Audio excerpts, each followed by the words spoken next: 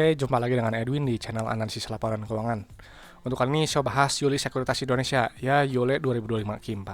Kalau teman-teman ada analisis yang lebih lengkap lagi, lebih akurat, langsung aja tulis di kolom komentar ya. Oke, kita langsung lihat untuk Yule, untuk riwayat pembagian dividennya dulu ya. Dan ini perusahaan ini, IPO tahun 2004 ya. Cuman riwayat pembagian dividen ini cuma dua ya, di tahun buku 2007 sama 2024. Kemana gitu ya. Penting untuk melihat riwayat pembagian dividen. Kenapa? Karena perusahaan yang bagi dividen itu adalah perusahaan yang memang sudah terbukti profit dari bisnisnya dan juga punya kondisi keuangan yang sehat. Gitu aja kalau nggak bagi dividen, bisa jadi perusahaan tersebut cuman untung di atas kertas saja, atau ada masalah sama bisnisnya, atau mungkin cuman memperkaya owner perusahaannya aja yang biasanya merangkap sebagai komisaris dan direksi.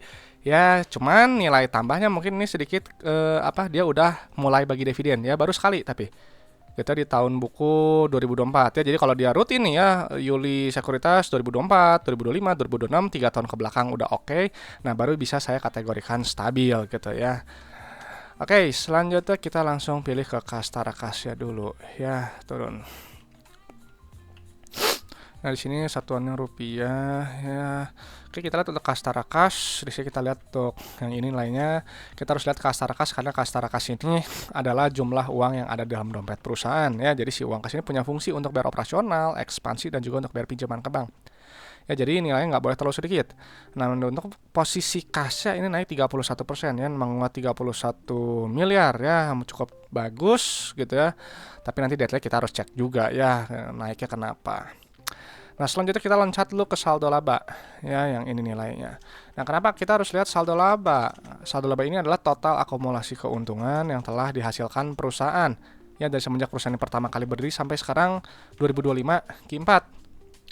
Ya, jadi si Yuli Sekuritas sampai 2025 Q4 telah menghasilkan total profitnya sebesar 372 miliar ya, di luar dividen gitu. Jadi ini sebenarnya bagusnya saldo laba positif, dia bisa bagi dividen gitu. Nah, harapannya kalau dia ada kan kenaikan saldo laba nih ya, berarti dia kan untung ya di yang periode ini ya, mudah-mudahan dia bagi dividen ya. Cuman tapi ini memang yieldnya kecil ya, ini 0,24%. Cuman nggak masalah gitu ya, karena gini, meskipun perusahaan itu cuman bagi Rp1 per lembar, itu sebenarnya udah jadi nilai yang bagus ya, perusahaan yang baik. Kenapa? Karena dia terbukti profit.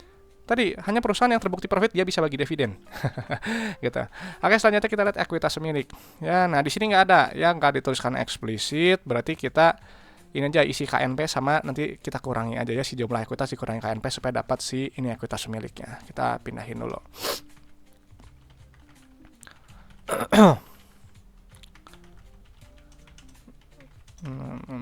Nah, saya ngisinya kemana?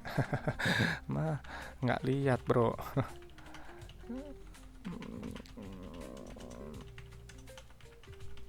Oke, tinggal kita kurangin ini.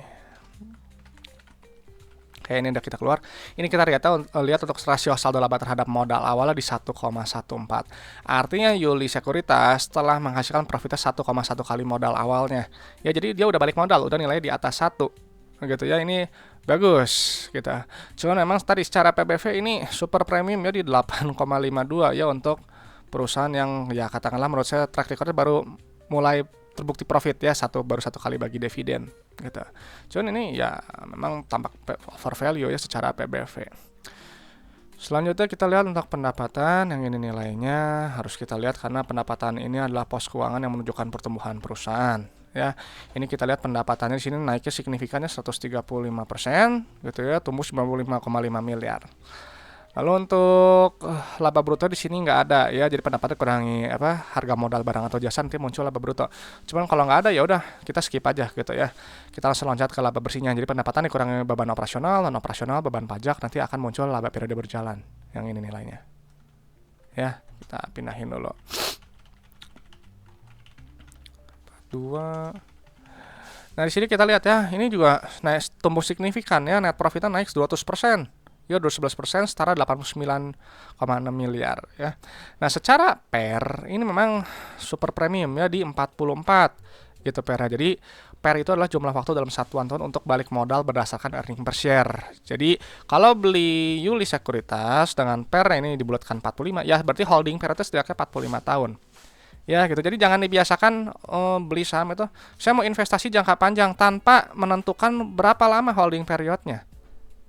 Gitu. Jadi harus ada, itu wajib. Jadi beli per 45 ya holding period 45 tahun.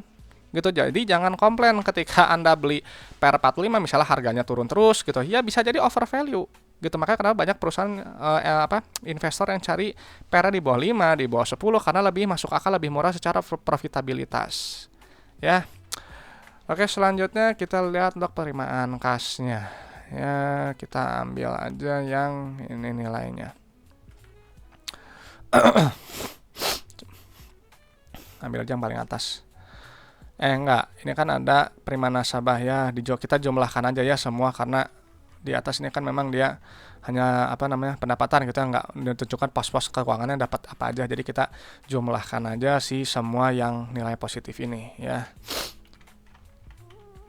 Supaya lebih keluar nilainya.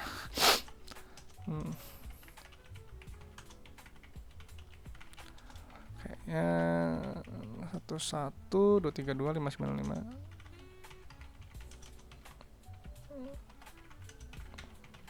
plus 4. Kayak di sini kita lihat untuk rasio penerimaan kas terhadap pendapatan ini memang turunnya drastis. Ya, kita coba. Ini saya takut salah. 4199, 187 ya, terus oke. Terus ini 9872 590. Karena ini kadang kalau angkanya satuan rupiah ini kita harus teliti gitu ya, karena beda satu angka langsung beda nilainya gitu. 912 584 ya, 3786 729 485. Ini kayaknya satu lagi 1411 232 595 yang 6421 820. Nah, ini memang tadi ya, kalau saya lebih suka yang satuannya jutaan gitu karena lebih mudah dihitung gitu ya. Ya memang betul kita harus akurat ya, cuman ya kadang nggak perlu sampai ini juga sih yang angka-angka kecilnya gitu ya. Nggak apa-apa sebenarnya. Oke, 61. Oke, ini udah benar ya. Dan ini kita lihat memang untuk penerimaan kasnya ini drop sekali. Ya, jadi dia pendapatannya dia betul naik tinggi, tapi penerimaan kasnya dia jauh sekali. Ya gitu. Jadi ingat ya, si uang kasnya harus tinggi penerimaan kasnya. Jadi dia punya fungsi kan tadi untuk bayar ini semua. Nah, kalau misalnya rasio 40% ini sebenarnya nggak bagus. Ya kenapa? Karena ibarat jadi teman-teman jual barang 100 juta, customernya itu bayar cuman 40 juta. Nah, 60 juta sisa itu berubah jadi piutang yang nanti harus ditagih. Gitu. Kalau yang ini sebelumnya ini bagus. Gitu ya, ini bagus gitu. Cuman nggak apa-apa ya, kalau memperoleh gini saya jadi agak meragukan gitu, perusahaan ini tampaknya kayak seperti nggak stabil gitu, penerimaan kasnya kalau salah rendah ya. Tapi ini kalau misalnya kita bayar ya pakai uang yang ada, bayar operasional, ini nanti keluar net CFO-nya masih positif ternyata. Ya, jadi dia bisnisnya itu menghasilkan uang tunai. Jadi uang itu nggak habis untuk bayar operasional aja ya. Jadi dan uniknya gitu ya, dia pendapatannya ini kan penerimaan kasnya rendah, net CFO tapi naik 2 kali lipat. Ya, jadi ini bagus sih sebenarnya. Ya, dia cukup efisien karena beban-bebannya dia mungkin jauh lebih rendah dibandingkan dengan yang ini. Ya. Selanjutnya kalau aktivitas investasinya ini nilai positif. Kalau nilai positif artinya perusahaan ya dia menahan ekspansinya. Ya, cuman kalau misalnya kita lihat di sini kan di sini ada uang muka investasi saham penerimaan bunga deposito ya, di sini penerimaan bunga deposito. Jadi dia dapat uangnya ini dari hasil deposito. Ya, gitu. Jadi sebenarnya yang ekspansinya kita sebenarnya hitungnya cuma capex aja sebenarnya, gitu ya. Nah, cuman memang untuk Julius Securities di sini kayaknya mungkin ekspansinya memang nggak signifikan lah, lebih cenderung mungkin maintenance aset produktif aja. Nah, untuk aktivitas pendanaan yang berkaitan dengan pinjaman ke bank, gitu ya, di sini nilainya negatif, ya, artinya perusahaan ya melunasi pinjamannya atau enggak dia bayar dividen. Nah, ini kalau kita lihat ya periode sebelumnya dia penjualan saham treasury, gitu ya. Ada suntik modal lagi. Nah, untuk yang periode sekarang dia bayar dividen aja. Ya, di sini tampaknya nggak ada utang bank. Ya, karena bisa kalau ada utang bank bisa ada pelunasan pinjaman ya. Jadi sebenarnya perusahaannya mungkin saya rasa bebas utang. Gitu secara sekilas gitu.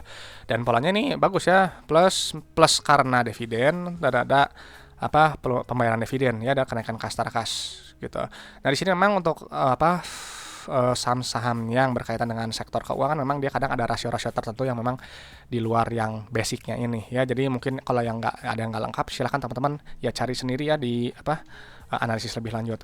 Cuma secara sekilas Yole Sekuritas gitu ya, menurut saya ini perusahaan yang sudah mulai awal yang baik ya, karena dia mulai bisa bagi dividen ya, mungkin baru 1 kali ya. Jadi perlu track record berikutnya supaya untuk membuktikan kalau perusahaan ini beneran memang sudah stabil.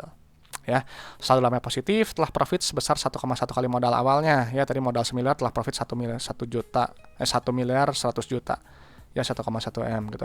PBV premium sekali ya di 8,5, PER juga super premium di 44 ya, hampir 45 gitu. Pola arus kas saya rasa ini masih bagus, sehat ya, masih oke, cash flow-nya masih baik gitu. Cuman masalah di valuasi aja sih gitu. Ini sebenarnya saya nggak tahu ya kenapa dia bisa ini kan naiknya saya rasa cukup signifikan gitu. Mungkin apakah efek karena ini ya, biasanya sih dari laba bersih yang naiknya signifikan, orang-orang pada berbondong-bondong beli gitu. Karena ini free float-nya besar nih, 74%.